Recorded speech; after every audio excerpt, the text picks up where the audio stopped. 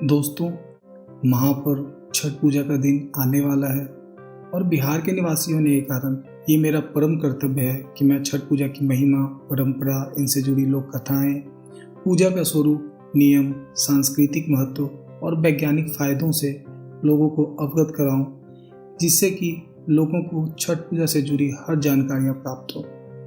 मेरे रिसर्च से मुझे पता चला कि लोग वास्तव में छठ पूजा से जुड़ी बहुत सी बातों से अनभिज्ञ हैं, जिनमें एक बात यह भी है कि छठ पूजा में सूर्य देवता को क्यों पूजते हैं, छठ मैया और सूर्य देवता में क्या रिश्ता है। दोस्तों, इस वीडियो के माध्यम से मैं छठ पूजा से जुड़ी हर बातों को आपके समक्ष रखने का प्रयास कर रहा हूँ। वीडियो ज़्यादा लंबी ना हो जाए, इसलिए इस टॉपिक को 2 पार्ट में बना रहा हूँ। पहले पार्ट में छठ पूजा और उससे जुड़ी सारी जानकारियाँ हैं और दूसरे पार्ट में छठ पूजा, शारदा सिन्हा जी और छठ पूजा से इनका अटूट संबंध के बारे में है। यह वीडियो इस टॉपिक का पहला पार्ट है। दोस्तों, सूर्य उपासना का पर्व छठ प्रकृति के प्रति समर्पण का उत्सव है, जिसे कार्तिक महीने के शुक्ल पक्ष के षष्ठी को मनाया जाता है। सूर्य उपासना का यह अनुपम लोक पर्व केवल बिहार, उत्तर प्रदेश, झारखंड, पश्चिम बंगाल और नेपाल का न होकर आज इसकी व्यापकता इतनी बड़ी है कि बिहार और उत्तर प्रदेश के लोग जहाँ जहाँ गए अपनी लोक संस्कृति और पर्व की धरोहर को साथ लेते गए। इसमें अमेरिका, इंग्लैंड, मॉरिशस आदि देश शामिल हैं। छठ पूजा के गीत और शारदा सिन्हा जी का एक अनोखा रिश्ता है। इन्होंने छठ पूजा का न केवल गीत गाया है, बल्कि कई सालों से गीत गाकर एक तरह से निरंतर छठ माँ की उपासना की है। दुनिया में छठ पूजा की प्रसिद्धि में शारदा सिन्हा जी के गीतों का बहुत बड़ा योगदान रहा है। दोस्तों, अगर आप इस चैनल पर पहली बार विजिट किए हैं तो चैनल को सब्सक्राइब करने के साथ साथ यहाँ पर बेल आइकन पर क्लिक करके ऑल पर क्लिक कर लें, ताकि जब भी मैं कोई नया टॉपिक पर वीडियो अपलोड करूँ तो सबसे पहले नोटिफिकेशन आपके पास जाए और आप उस वीडियो को देख सकें। अगर आपको ये वीडियो अच्छा लगे तो एक लाइक बटन भी दबा दें। दुनिया में केवल छठ पूजा ही एकमात्र ऐसा पर्व है जिसमें अस्त और उदय होते सूर्य को अर्घ देकर व्रत शुरू और संपन्न किया जाता है। बिहार या पूरे भारत में मनाया जाने वाला यह एकमात्र ही ऐसा पर्व है जो वैदिक काल से चला आ रहा है और यह बिहार की संस्कृति बन चुका है। यह पर्व मुख्य रूप से ऋषियों द्वारा लिखी गई ऋग्वेद में सूर्य पूजन, उषा पूजन और आर्य परंपरा के अनुसार मनाया जाता है। पार्वती जी का छठा रूप भगवान सूर्य की बहन छठी मैया को त्योहार की देवी के रूप में पूजा जाता है, जिन्हें मिथिला में रनवे माई, भोजपुरी में सविता माई और बंगाली में रनवे ठाकुर कहकर बुलाया जाता है। लोक पर्व छठ के विभिन्न अवसरों पर, जैसे प्रसाद बनाते समय, खरना के समय, अर्घ देने के लिए जाते हुए, अर्घ दान के समय और घाट से घर लौटते समय अनेकों सुमधुर और भक्तिभाव से पूर्ण लोकगीत गाए जाते हैं। छठ पूजा के गीत और शारदा सिन्हा जी का एक अनोखा रिश्ता है। दुनिया में छठ पूजा की प्रसिद्धि में शारदा सिन्हा जी के गीतों का बड़ा ही योगदान रहा है। इस वीडियो में पहले हम छठ महापर्व की बात करते हैं, फिर शारदा सिन्हा जी की जीवनी और छठ पूजा में योगदान का जिक्र हम दूसरे भाग में करेंगे। आइए हम अब जानते हैं कि छठी मैया कौन सी देवी हैं। छठ षष्ठी का अपभ्रंश है।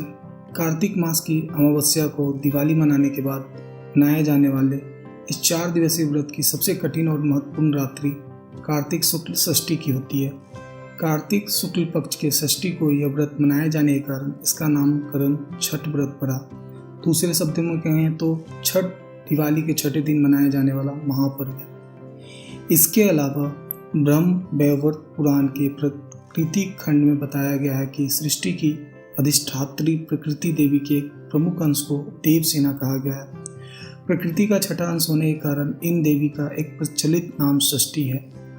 शास्त्रों के अनुसार माता षष्ठी देवी को भगवान ब्रह्मा के मानस पुत्री माना गया है।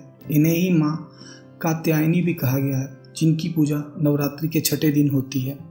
षष्ठी देवी माँ को ही बिहार, झारखंड और उत्तर प्रदेश में स्थानीय भाषा में छठ मैया या छठी मैया कहते हैं, जो निसंतानों को संतान देती है और सभी बालकों की रक्षा करती है।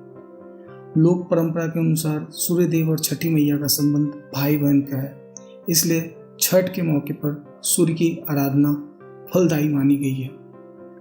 आइए अब जानते हैं कि छठ पूजा की शुरुआत कैसे हुई और उनसे जुड़ी पौराणिक और लोक कथाएं। ऐतिहासिक रूप से मुंगेर सीता वनपत्तर सीताचरण मंदिर के लिए जाना जाता है, जो मुंगेर में गंगा नदी के बीच में एक शिलाखंड पर स्थित है। ऐसा माना जाता है कि माता सीता ने मुंगेर में छठ पर्व मनाया था। इसके बाद ही छठ महापर्व की शुरुआत हुई है, इसलिए मुंगेर और बेगूसराय सहित पूरे बिहार में छठ महापर्व बड़ी धूमधाम से मनाया जाता है। छठ पूजा की शुरुआत परंपरा और उसके महत्व का प्रतिपादन करने वाली अनेक पौराणिक और लोक कथाएं प्रचलित हैं। जैसे एक कथा के अनुसार प्रथम देवासुर संग्राम में जब असुरों के हाथों देवता हार गए थे, तब देव माता अदिति ने तेजस्वी पुत्र की प्राप्ति के लिए देवारण्य के देव सूर्य मंदिर में रणवे, जिन्हें छठी मैया कहा जाता है, अपनी पुत्री की आराधना की थी। तब प्रसन्न होकर छठी मैया ने उन्हें सर्वगुण संपन्न तेजस्वी पुत्र होने का वरदान दिया था। इसके बाद अदिति के पुत्र हुए त्रिदेव रूप आदित्य भगवान, जिन्होंने असुरों पर देवताओं को विजय दिलाई। इन कथाओं के अलावा एक और किंवदंती भी प्रचलित है। पुराणों के अनुसार प्रियव्रत नामक एक राजा की कोई संतान नहीं थी। इसके लिए उसने हर जतन कर डाले, लेकिन कोई फायदा नहीं हुआ। तब उस राजा को संतान प्राप्ति के लिए महर्षि कश्यप ने उसे पुत्रेष्टि यज्ञ करने का परामर्श दिया। इस दौरान यज्ञ में आहुति के लिए बनाई गई खीर राजा प्रियव्रत की पत्नी मालिनी को खाने के लिए दी गई। यज्ञ की खीर के सेवन से रानी ने एक पुत्र को जन्म दिया, लेकिन वह मृत पैदा हुआ। राजा के मृत बच्चे की सूचना से पूरे नगर में शोक छा गया। कहा जाता है कि जब राजा मृत बच्चे को दफनाने की तैयारी कर रहे थे, तभी आसमान से एक ज्योतिर्मय विमान धरती पर उतरा। इसमें बैठी देवी ने कहा, मैं ब्रह्मा जी की मानस पुत्री देवसेना हूँ। मैं सृष्टि की मूल प्रवृत्ति के छठे अंश से उत्पन्न हुई हूँ, इसलिए मेरा नाम षष्ठी भी है, और मैं विश्व के समस्त बालकों की रक्षिका हूँ। इतना कहकर देवी ने शिशु के मृत शरीर को स्पर्श किया, जिससे वह जीवित हो उठा। उस दिन कार्तिक मास के शुक्ल पक्ष की षष्ठी थी। इसके बाद से ही राजा ने अपने राज्य में एक त्योहार मनाने की घोषणा कर दी। महाभारत की कथा के अनुसार जब पांडव अपना सारा राजपाट जुए में हार गए, तब श्री कृष्ण द्वारा बताए जाने पर द्रौपदी ने छठ व्रत रखा। तब उन्हीं की मनोकामनाएं पूरी हुई तथा पांडवों को उनका राजपाट वापस मिला। पौराणिक ऋषि विनोद दुबे का कहना है कि लिखित महाभारत कथाओं के अनुसार जब कर्ण को अंग देश का राजा बनाया गया, तब वो नित्य दिन सुबह और शाम सूर्यदेव की आराधना करते थे। खासकर हर षष्ठी और सप्तमी को सूर्यपुत्र अंगराज कर्ण भगवान सूर्य की विशेष पूजा करते थे। अपने राजा को इस तरह से पूजा करते देख अंग देश की जनता भी प्रतिदिन सूर्योदय और सूर्यास्त पर भगवान सूर्य की आराधना करने लगे, और देखते ही देखते यह पूजा पूरे क्षेत्र में प्रसिद्ध हो गया। रामायण की एक कथा के अनुसार माता सीता ने भी भगवान श्री राम के साथ छठ पूजा की थी। श्री वाल्मीकि रामायण के अनुसार बिहार के मुंगेर में सीताचरण नामक एक स्थान है। यहाँ माता सीता ने 6 दिनों तक उपवास रखकर श्री राम के साथ छठ पूजा की थी। एक और मान्यता है कि श्री राम जब 14 वर्ष वनवास के बाद अयोध्या लौटे थे, तो रावण वध के पाप से मुक्त होने के लिए ऋषि मुनियों के आदेश पर राजसूय यज्ञ करने का फैसला किया। इसके लिए ऋषि मुग्दल को निमंत्रण दिया गया, लेकिन उन्होंने भगवान राम एवं सीता जी को अपने ही आश्रम में आने का आदेश दिया। ऋषि की आज्ञा पर भगवान राम एवं सीता जी स्वयं वहां गए और उन्हें वहां छठ पूजा के बारे में ऋषि ने बताया। ऋषि मुग्दल ने उसी समय सीता जी पर गंगा जल छिड़ककर पवित्र कर कार्तिक मास के शुक्ल पक्ष की षष्ठी तिथि को सूर्यदेव की उपासना करने का आदेश दिया। यहीं रहकर सीता जी ने 6 दिनों तक सूर्यदेव की पूजा की थी। अब जानते हैं कि छठ पूजा का स्वरूप क्या है। हिंदी पंचांग के अनुसार छठ पूजा साल में 2 बार मनाई जाती है। पहली चैत्र के महीने में शुक्ल पक्ष षष्ठी पर मनाया जाने वाला, जिसे चैती छठ कहा जाता है, और यह इंग्लिश कैलेंडर के हिसाब से मार्च या अप्रैल के महीने में मनाया जाता है। और दूसरी अक्टूबर या नवंबर में कार्तिक के महीने में शुक्ल पक्ष पर षष्ठी पर मनाया जाने वाला, जिसे कार्तिकी छठ कहा जाता है। कार्तिक मास में पड़ने वाली छठ पूजा लोगों के बीच अधिक प्रसिद्ध है, और यह दिवाली के 6 दिन बाद कार्तिक शुक्ल चतुर्थी से कार्तिक शुक्ल सप्तमी तक मनाया जाने वाला 4 दिनों तक चलने वाला लोक पर्व है। छठ पूजा में सूर्यदेव और छठी मैया की पूजा व उन्हें अर्घ्य देने का विधान है। षष्ठी तिथि के प्रमुख व्रत को मनाए जाने के कारण इस पर्व को छठ कहा जाता है। इस दौरान व्रतधारी लगातार 36 घंटे का व्रत रखते हैं। इस दौरान वो पानी भी ग्रहण नहीं करते। पारिवारिक सुख समृद्धि और मनोवांछित फल प्राप्ति के लिए यह पर्व मनाया जाता है। छठ पूजा 4 दिन का एक उत्सव, एक महापर्व है।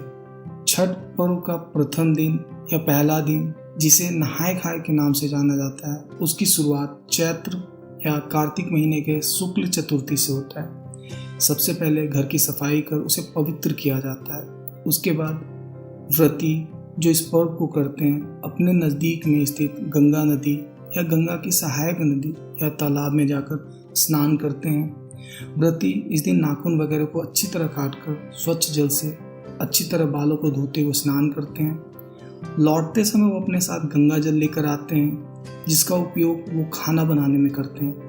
खाना में व्रती कद्दू की सब्जी, चना दाल, चावल का उपयोग करते हैं और यह खाना कांसे या मिट्टी के बर्तन में पकाया जाता है। खाना पकाने के लिए आम की लकड़ी और मिट्टी के चूल्हे का इस्तेमाल किया जाता है। जब खाना बन जाता है तो सर्वप्रथम व्रती खाना खाते हैं, उसके बाद ही परिवार के अन्य सदस्य खाना खाते हैं। व्रती सबसे पहले सूर्य भगवान जी को भोग लगाते हैं, तभी वो इसे ग्रहण करते हैं। व्रती इस दिन सिर्फ एक बार ही खाना खाते हैं। छठ पर्व का दूसरा दिन, जिसे खरना या लोहंडा के नाम से जाना जाता है, चैत्र या कार्तिक महीने के शुक्ल पंचमी को यह मनाया जाता है। इस दिन व्रती सूर्यास्त से पहले अन्न या पानी की एक बूंद तक ग्रहण नहीं करते। शाम को चावल और गुड़ का प्रयोग कर खीर तथा आटे की घी लगी रोटी भी बनाई जाती है। इन्हीं 2 चीज़ों को पुनः सूर्यदेव को नैवेद्य देकर व्रती उसी घर में एकांत रखकर ग्रहण करते हैं। परिवार के सभी सदस्य उस समय घर से बाहर चले जाते हैं ताकि कोई शोर न हो सके। एकांत से खाते समय व्रती हेतु किसी तरह की आवाज़ सुनना पर्व के नियमों के विरुद्ध है। पुनः व्रती खाकर अपने सभी परिवारजनों एवं मित्रों रिश्तेदारों को वही खीर रोटी का प्रसाद खिलाते हैं। इस संपूर्ण प्रक्रिया को ही खरना कहते हैं। इसके बाद अगले 36 घंटों के लिए व्रती निर्जला व्रत रखते हैं। मध्यरात्रि को व्रती छठ पूजा के लिए विशेष प्रसाद ठेकुआ बनाती है। इसे लकड़ी के एक विशेष प्रकार के सांचे पर गुड़ घी में गुथे हुए आटे की लोई को दबाकर बनाया जाता है। फिर इसे मिट्टी के चूल्हे पर आम की लकड़ी जलाकर घी में तला जाता है। यह इस पर्व का सबसे विशेष प्रसाद है, जो कि विश्व भर में एक पहचान बन गया है। छठ पर्व का तीसरा दिन, जिसे संध्या अर्घ के नाम से जाना जाता है, चैत्र या कार्तिक महीने की शुक्ल षष्ठी को मनाया जाता है। पूरे दिन सभी लोग मिलकर पूजा की तैयारियां करते हैं। छठ पूजा के लिए विशेष प्रसाद जैसे ठेकुआ, चावल के लड्डू आदि बनाया जाता है। छठ पूजा के लिए बांस की बनी हुई टोकरी, जिसे दौरा कहते हैं, में पूजा के प्रसाद जैसे ठेकुआ, गन्ना, हल्दी, नारियल, बड़ा नींबू, पके केले आदि फल डालकर घर के पूजा वाले स्थान में रख दिया जाता है। ये सभी वस्तुएं साबुत या कहें कि बिना कटे या टूटे ही अर्पित होते हैं। इसके अतिरिक्त अगरबत्ती, दीप जलाने हेतु नए दीपक, नई बत्तियां व घी भी रखा जाता है, जिसे घाट पर पूजा करने के लिए रखा जाता है। वहाँ पूजा अर्चना करने के बाद शाम को एक सूप में, जो कि बांस से बनी होती है, नारियल, 5 प्रकार के फल और पूजा का अन्य सामान लेकर दौरा में रखकर घर के पुरुष इसे सर के ऊपर रखकर छठ घाट, जिसे नदी का घाट बोलते हैं, पर ले जाते हैं। यह अपवित्र न हो इसलिए इसे सर के ऊपर ही रखते हैं। ये एक आस्था का प्रतीक भी है। छठ घाट की तरफ जाते हुए रास्ते में महिलाएं छठ का गीत गाते हुए जाती हैं। नदी या तालाब के किनारे जाकर महिलाएं घर के किसी सदस्य द्वारा बनाए गए चबूतरे पर बैठती हैं। नदी या तालाब के किनारे बने चबूतरे या मिट्टी पर जल छिड़क कर उस पर पूजा का सारा सामान रखकर नारियल चढ़ाते हैं और दीप जलाते हैं। सूर्यास्त से कुछ समय पहले सूर्यदेव की पूजा का सारा सामान लेकर व्रती घुटने पर पानी में जाकर खड़े हो जाते हैं और डूबते हुए सूर्यदेव को अर्घ देकर 5 बार परिक्रमा करते हैं।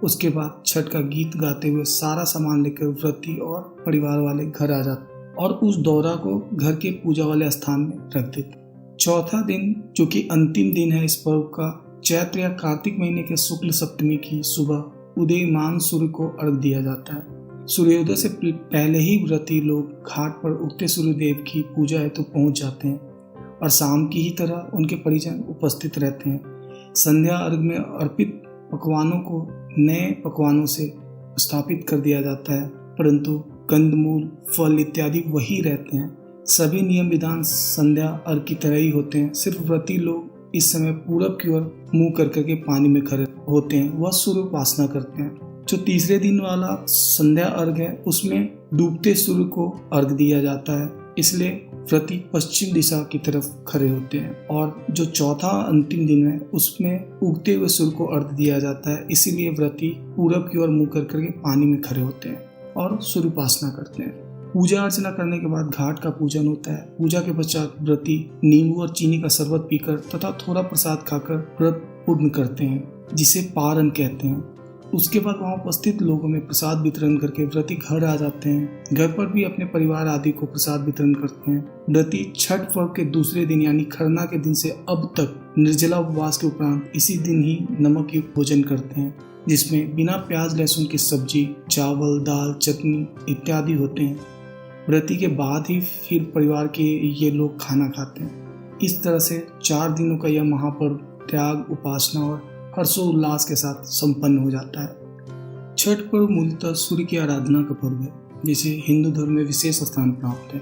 हिंदू धर्म के देवताओं में सूर्य ही ऐसे देवता हैं जिन्हें साक्षात रूप में देखा जाता है। भारत में सूर्य की उपासना ऋग्वेद काल से होती आ रही है। सूर्य और इसकी उपासना की चर्चा विष्णु पुराण, भागवत पुराण, ब्रह्म वैवर्त पुराण आदि में विस्तार से की गई है। मध्यकाल तक छठ सूर्य उपासना के व्यवस्थित पर्व के रूप में प्रतिष्ठित हो गया, जो अभी तक चला आ रहा है। सूर्य की शक्तियों का मुख्य स्रोत उनकी पत्नी उषा और प्रत्युषा है। छठ में सूर्य के साथ साथ दोनों शक्तियों की संयुक्त आराधना होती है। प्रातः काल में सूर्य की पहली किरण, जिसे उषा कहा जाता है, और सायंकाल में सूर्य की अंतिम किरण, जिसे प्रत्युषा कहा जाता है, को अर्घ देकर दोनों को नमन किया जाता है। मत्स्य पुराण के अनुसार सूर्य देव की गिनती उन 5 प्रमुख देवी देवताओं में की जाती है जिनकी पूजा सबसे पहले करने का विधान है। इनमें सूर्य देव के अलावा अन्य 4 देवी देवता हैं: भगवान गणेश, माँ दुर्गा, भगवान शिव और भगवान विष्णु। सूर्य देव की उपासना लोग देवता के रूप में, मानवीय रूप की कल्पना में और आरोग्य देवता के रूप में करते हैं। छठ उत्सव के केंद्र में छठ व्रत है, जो पूरे 4 दिन और एक कठिन तपस्या की तरह होता है। आमतौर पर यह व्रत अधिकतर महिलाएं द्वारा किया जाता है, जिन्हें पर्वैतीन कहा जाता है, और बड़ी संख्या में पुरुष भी इस पर्व को करते हैं, क्योंकि छठ पर्व लिंग विशिष्ट त्योहार नहीं है। छठ महापर्व व्रत को स्त्री, पुरुष, बूढ़े, जवान सभी लोग करते हैं। 4 दिनों के इस व्रत में व्रती को लगातार उपवास करना होता है। भोजन के साथ ही सुखद शैया का भी त्याग किया जाता है। पर्व के लिए बनाए गए कमरे में व्रती जमीन पर एक कंबल या चादर के सहारे ही रात बिताते हैं। छठ पूजा के दौरान महिलाएं शुद्ध सूती साड़ी और पुरुष धोती पहनते हैं, जिनमें से किसी प्रकार की सिलाई नहीं की गई होती है। छठ पर्व को शुरू करने के बाद सालों साल तब तक करना होता है जब तक कि अगली पीढ़ी की किसी विवाहित महिला इसके लिए तैयार न हो जाए। अगर घर में किसी की मृत्यु हो जाती है तो यह पर्व नहीं मनाया जाता है। ऐसी मान्यता है कि छठ पर्व पर व्रत करने वाली महिलाओं को पुत्र रत्न की प्राप्ति होती है। पुत्र की चाहत रखने वाली और पुत्र की कुशलता के लिए सामान्य तौर पर महिलाएं यह व्रत रखती हैं। पुरुष भी पूरी निष्ठा से अपने मनोवांछित कार्य को सफल होने के लिए व्रत रखते हैं। आइए बात करते हैं छठ पूजा का महत्व और वैज्ञानिक फायदे। सूर्योदय और सूर्यास्त के दौरान ही अधिकांश मनुष्य सुरक्षित रूप से सौर ऊर्जा प्राप्त कर सकते हैं। यही कारण है कि छठ पूजा के त्योहार में देर शाम और सुबह जल्दी सूर्य को अर्घ देने की परंपरा है। प्राचीन काल में ऋषि मुनि उसी तरह की प्रक्रिया का उपयोग करते थे जैसे हम आज छठ पूजा के दौरान करते हैं, बिना किसी भी प्रकार के ठोस या तरल आहार लिए। इस तरह की प्रक्रिया की मदद से ही ऋषि मुनि अपने समय में भोजन और पानी के बजाय सीधे सूर्य से जीवन के लिए आवश्यक ऊर्जा को अवशोषित करने में सक्षम थे। छठ पूजा के वैज्ञानिक फायदे हैं: स्वच्छ वातावरण, मानसिक शुद्धता और अनुशासन, body detoxification, improved immune system, treats skin disease. Chhath Puja का अपना एक सामाजिक और सांस्कृतिक महत्व भी है। छठ पूजा का सबसे महत्वपूर्ण पक्ष इसकी सादगी, पवित्रता और लोक पक्ष है। भक्ति और अध्यात्म से परिपूर्ण इस पर्व में बांस निर्मित सूप, टोकरी, मिट्टी के बर्तनों, गन्ने का रस, गुड़, चावल और गेहूं से निर्मित प्रसाद और सुमधुर लोकगीतों से युक्त होकर लोक जीवन की भरपूर मिठास का प्रसार करता है। शास्त्रों से अलग यह जन सामान्य द्वारा अपने रीति रिवाजों के रंगों में गढ़ी गई उपासना पद्धति है। इसके केंद्र में वेद पुराण जैसे धर्म ग्रंथ न होकर किसान और ग्रामीण जीवन है। इस व्रत के लिए न तो विशेष धन की आवश्यकता होती है, ना ही पुरोहित की और ना ही गुरुओं की। जरूरत पड़ती है तो बस पास पड़ोस के सहयोग की, जो अपनी सेवा के लिए सहर्ष ही प्रस्तुत रहते हैं। इस उत्सव के लिए जनता स्वयं अपने सामूहिक अभियान संगठित करती है। नगरों की सफाई, व्रतियों के गुजरने वाले रास्तों का प्रबंधन, तालाब या नदी किनारे अर्घ देने की उपयुक्त व्यवस्था के लिए समाज सरकार की सहायता की राह नहीं देखता। इस उत्सव में खरना के उत्सव से लेकर अर्घ दान तक समाज की अनिवार्य उपस्थिति बनी रहती है। यह सामान्य और गरीब जनता के अपने दैनिक जीवन की मुश्किलों को भुलाकर सेवा भाव और भक्ति भाव से किए गए सामूहिक कर्म का विराट और भव्य प्रदर्शन है। दोस्तों, इसका दूसरा पार्ट मेरे चैनल पर जरूर जाकर के देखें। आशा करता हूँ कि ये वीडियो आपको पसंद आया होगा, तो जल्दी से इस चैनल को सब्सक्राइब करने के साथ साथ यहाँ पर बेल आइकन पर क्लिक करके ऑल पर क्लिक कर लें, ताकि जब भी मैं कोई नए टॉपिक पे वीडियो अपलोड करूँ तो सबसे पहले नोटिफिकेशन आपके पास जाए और आप इस वीडियो को देख सकें। अगर आपको ये वीडियो अच्छा लगा हो तो एक लाइक बटन भी दबा दें। धन्यवाद दोस्तों, आप लोग खुश रहें, स्वस्थ रहें, इसी तरह अपने ज्ञान को बढ़ाते रहें। जल्दी मिलते हैं एक नए टॉपिक के साथ, तब तक के लिए जय हिंद, जय भारत।